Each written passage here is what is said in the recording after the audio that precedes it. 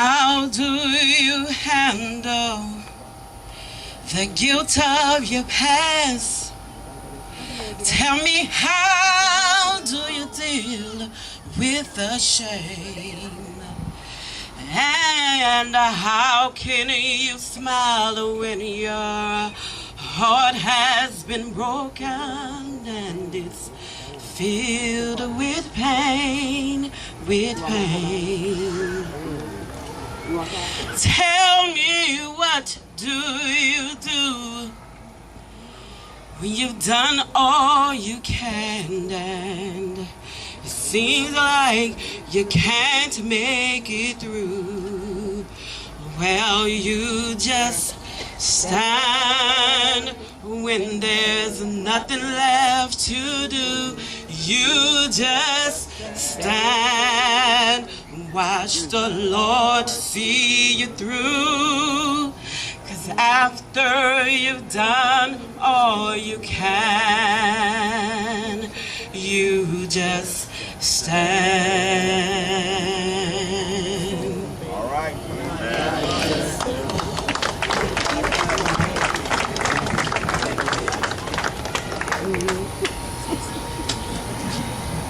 All right. I'm really torn right now because as much pain as Daniela and his family is experiencing right now, there's still something mighty that God is doing.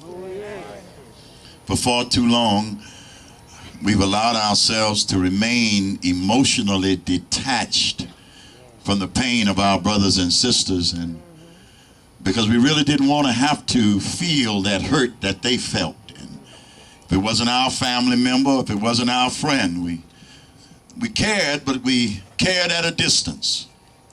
But God has put us in a position where we cannot remain emotionally detached.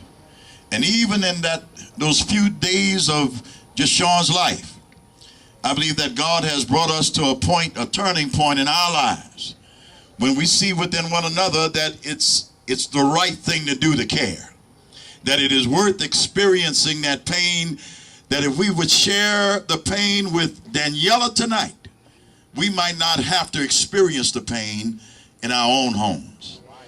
We have many of our young men and young ladies out here, and I know that we talk about fighting against crime, and we need to fight against, but there's some things we need to fight for.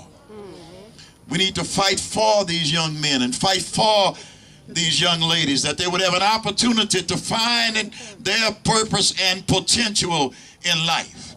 I want to fight for somebody to get off of drugs, and fight for somebody to be able to have the opportunity to use the gifts that God has given them. And I believe that it is a beginning point, it is a starting point.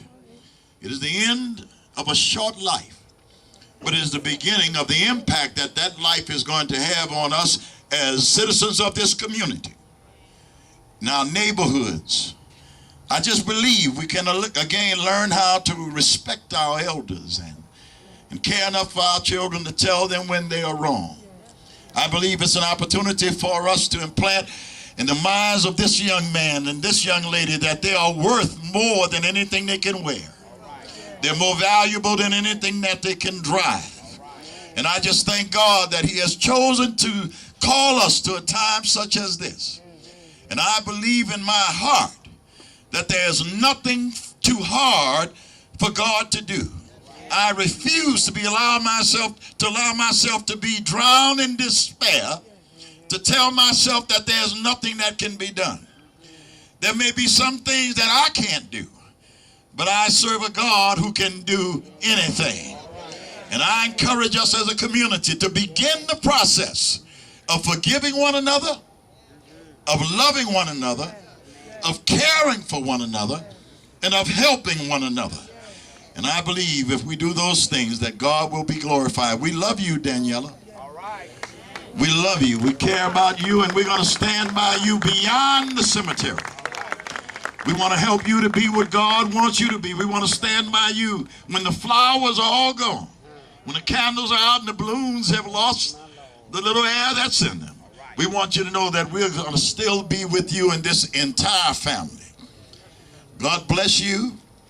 And God keep you. I want to thank those persons who prayerfully brought us together tonight and for letting me participate in it. God bless you and God keep you.